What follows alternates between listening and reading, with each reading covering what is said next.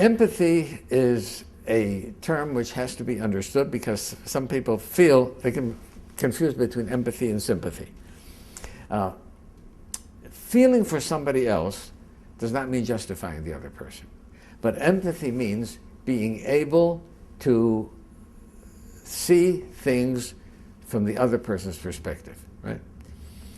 And my mother used to refer to this as the holy al-tadin. Al-tadin is the phrase in the Ethics of the Fathers, do not judge another person till you've been in his place.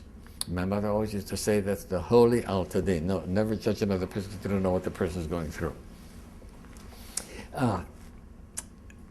There's an interesting story that my father used to tell about one of our great uncles who was a Hasidic Rebbe.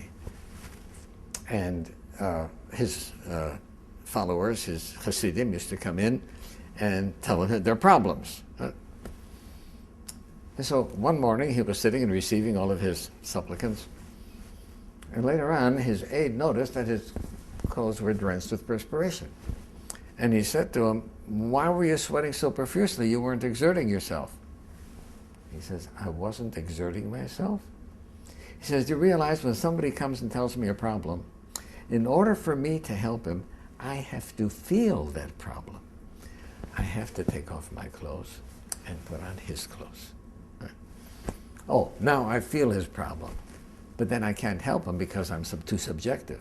So in order to become objective again, I have to take off his clothes and put my clothes on again. I've been sitting here all morning putting on my clothes, taking off my clothes, putting on my clothes, taking off my clothes, and I haven't been exerting myself." Right? Empathy means being able to put on somebody else's clothes. Right? And it's important in every relationship. It's important between parents and children. Right?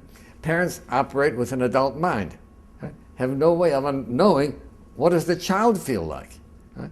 And to be able to empathize with the child, right, is extremely important in parenting.